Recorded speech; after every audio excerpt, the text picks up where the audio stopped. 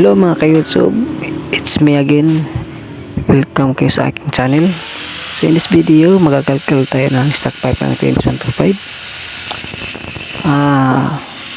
Pangunang gawin ay lagyan natin ng mark yung ating taputso. So ganito lang kaliit.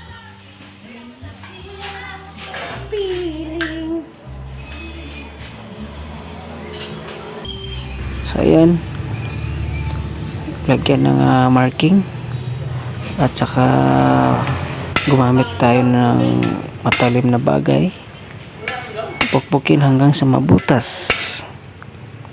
So ayun mga ka-YouTube, ganito na yung kanyang butas. So ngayon i-gray natin yung baba ng ating tambutso.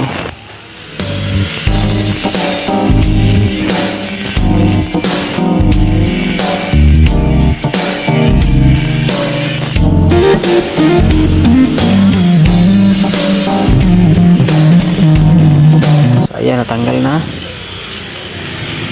At yung first layer ng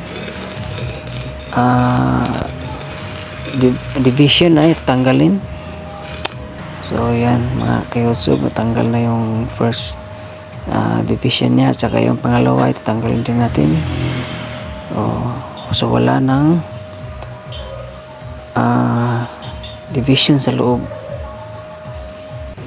So mayroon pa tayong tatanggalin mga ka-YouTube. Ikakat pa natin. Ayan, huwag kalimutang maglagay ng marking para hindi tayo malito,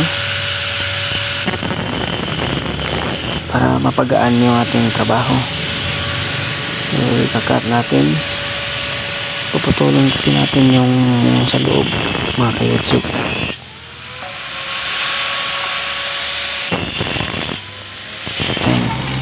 Yan, putulin na natin itong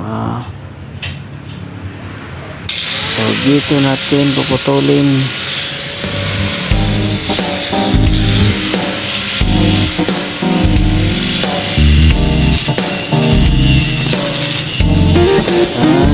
Putol lang. Yan, putol lang mga ka-YouTube. So ngayon tatanggalin natin yung catalytic ang stock pipe natin. So ibibili natin yung pinotol natin. Full wheel po na natin mga ka-YouTube.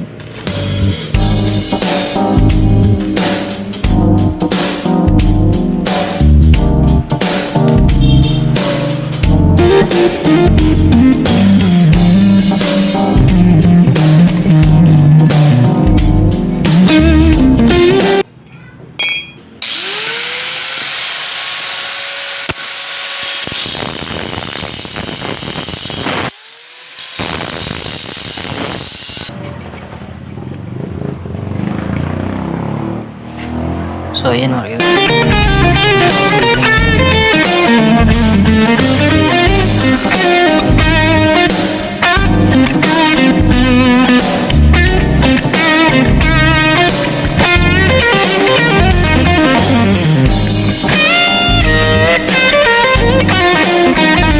So wiling natin yung tubo at saka yung screen natin mga ka-YouTube. So ganito po yung ginagawa ko, yung screen.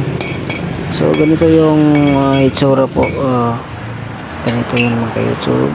Yan. So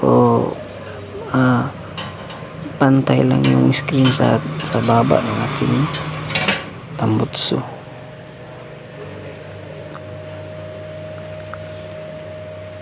So maglalagay na tayo ng fiber.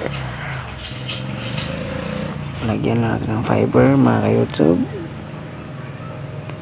Unahin po natin yung parang banig na fiber, at saka yung mga maliliit na fiber ay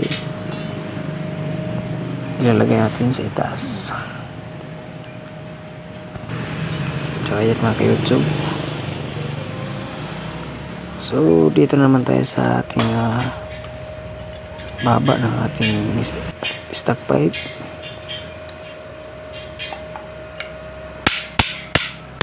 I-welding natin yung kanyang daanan ng hangin. Ayan, so full weld lang natin mga YouTube. Okay na, na-install ko na. So yung ispat-ispat lang yung ating ginawa dito mga ka-YouTube, no? Tatlong ispat lang ng stainless yung ating ginawa dito. Magkabilaan yan mga ka-YouTube. Yan, para hindi so yan, siyempre lagyan natin ng may tigas-bit yung ating para hindi sumingaw mga ka-YouTube. Ayun, i-install natin yung ating stock pipe. Okay. Sa sound check natin yung kanyang tunog, kung malutong ba siya mga ka-YouTube.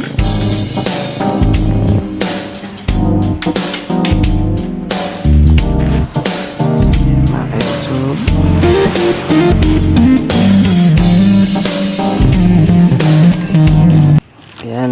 ayan, itatry natin mga ka-YouTube. So paantarin natin yan. Okay, maganda talaga yung kanyang tunog mga ka-YouTube. Malutong yung kanyang